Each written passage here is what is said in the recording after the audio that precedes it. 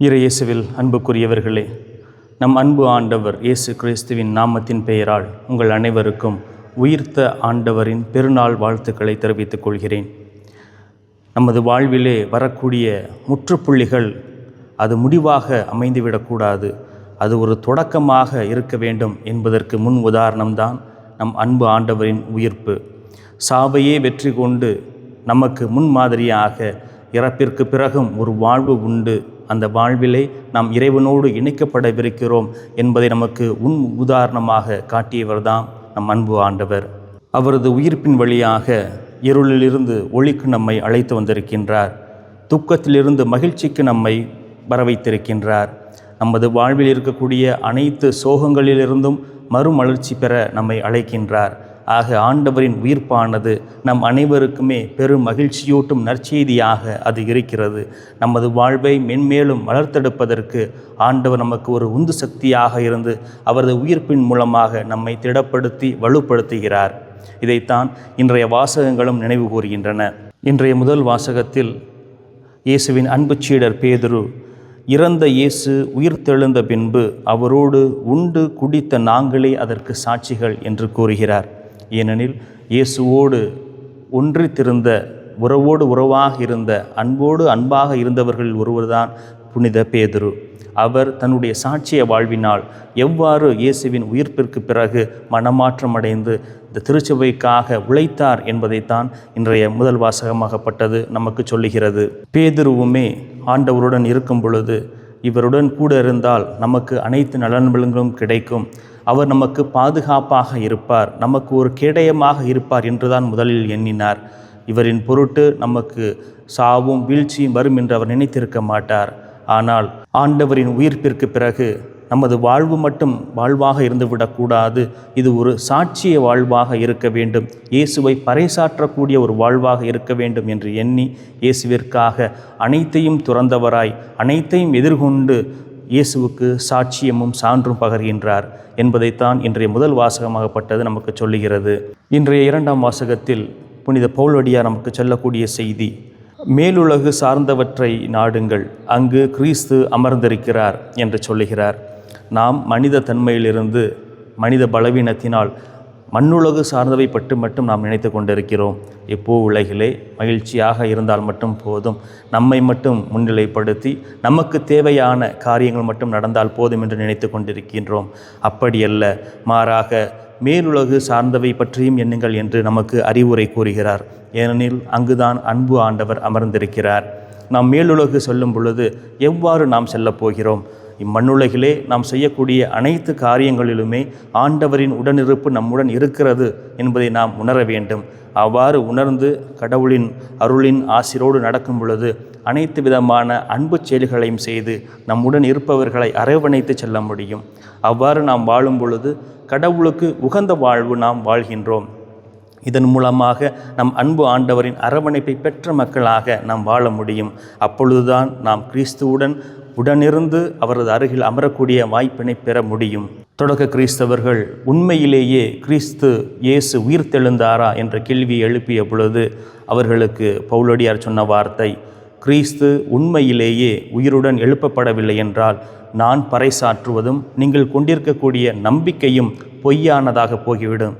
எனவே நம் அன்பு ஆண்டவர் உண்மையிலேயே உயிர்த்தெழுந்து விட்டார், சாவை வீழ்த்தி விட்டார், நமக்கு புது வாழ்வை கொண்டு வந்திருக்கிறார். நமது பாவங்கள் அனைத்தையும் களைந்துவிட்டு புது மனிதர்களாக வாழ்வதற்காக தன்னுடைய உயிரை கொடுத்து இன்று மீண்டும் உயிர் பெற்றிருக்கிறார்.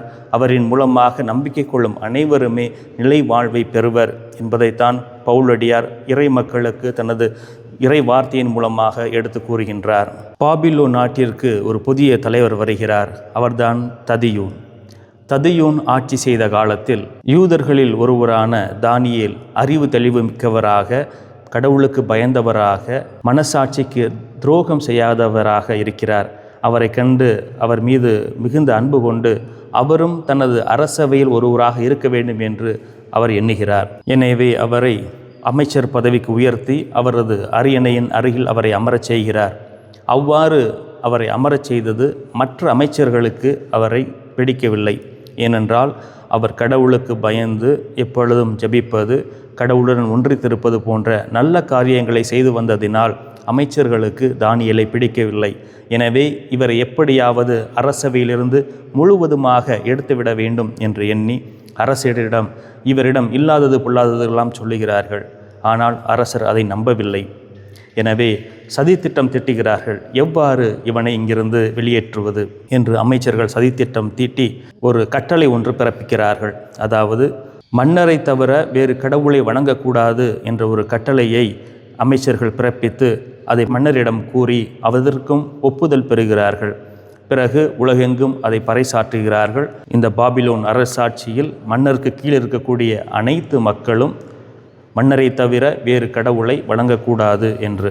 இதை கேள்விப்பட்ட தானியேலும் சற்று கலங்குகிறார். இருப்பினும் கடவுளுக்கு கொடுக்க வேண்டிய நேரங்களில் கடவுளுக்கு கொடுத்து அவரோடு ஒன்றித்திருந்து தனித்திருந்து ஜெபிக்கிறார்.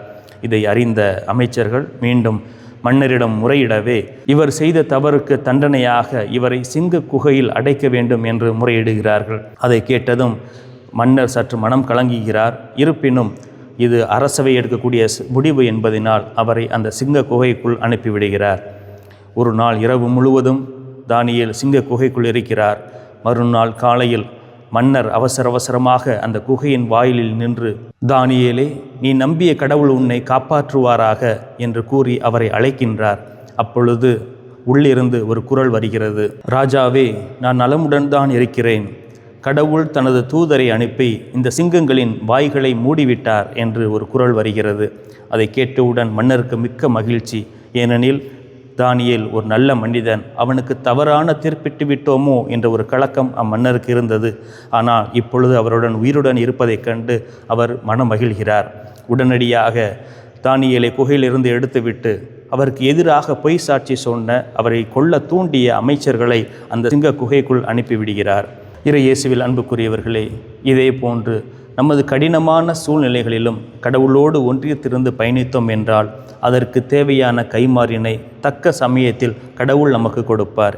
எவ்வாறு தானியேலை அவரது உடனிருப்பினால் காப்பாற்றினாரோ அதே போன்று நமது தேவைகளிலும் உடனிருந்து கடவுள் நம்மை காப்பாற்றி வழிநடத்துவார். விசுவாசமான வாழ்வு கடினமாக இருந்தாலும் அதை நாம் தொடர்ந்து பயணிக்கும் பொழுது இறை அனுபவம் பெற்றவர்களாக கிறிஸ்துவுக்குள் இன்னும் ஆழமாக வேரூன்றி ஒரு மறு கிறிஸ்துவாகவே நம்மால் வாழ முடியும் என்பதை மனதில் நிறுத்தி நாம் ஒவ்வொரு நாளும் செயல்பட முயற்சி எடுப்போம். இன்றைய நற்செய்தி வாசகத்தில் மகதலா மரியா காலையில் உடனடியாக கல்லறைக்கு சென்று ஆண்டவரின் உடலை காண வேண்டும் என்று சொல்கிறார். குறிப்பிட்ட காலமாக உடனிருந்து பயணித்த அன்பு ஆண்டவர் தங்களை விட்டு பிரிந்து சென்றதை எண்ணி பார்த்து அவரால் மனம் தாங்க முடியாமல் உடனடியாக அதிகாலையில் சென்று ஆண்டவரை காண வேண்டும் என்று சொல்கிறார். ஆனால் அங்கு சென்ற பொழுது அங்கே ஆண்டவரின் உடலானது அங்கு இல்லை. கல்லறை புரட்டப்பட்டு இருக்கிறது. அங்கு ஆண்டவரின் உடலானது அங்கு இல்லை என்பதை புரிந்து கொண்டு உடனடியாக அவரின் சீடர்களுக்கு அதை தெரிவிக்க வருகிறார். அதை கேள்விப்பட்டவுடன் பேதுருவும் இயேசுவின் அன்பு சீடரும் உடனடியாக புறப்பட்டு அங்கிருந்து கல்லறைக்கு விரைந்து செல்கிறார்கள். பேதுருவை விட முன்பாக சென்ற அந்த அன்பு சீடர் வாயிலிருந்து பார்த்துவிட்டு இயேசுவின் உடல் அங்கு இல்லை, அவரை பொதிந்திருந்த துணியானது அவரது கால்மாட்டில் வைக்கப்பட்டிருக்கிறது என்பதை மட்டும் கண்டுகொண்டு அவர் திரும்பி சென்று விடுகிறார்.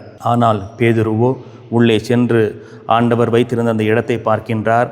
அவருடைய துணி அங்கு பொதிந்திருப்பதை கண்ட பேதுரு இயேசு உயிருடன் எழுப்பப்பட வேண்டும் என்று அவர் முன்னுரைத்த செய்தியை நினைவு கூறுகிறார்.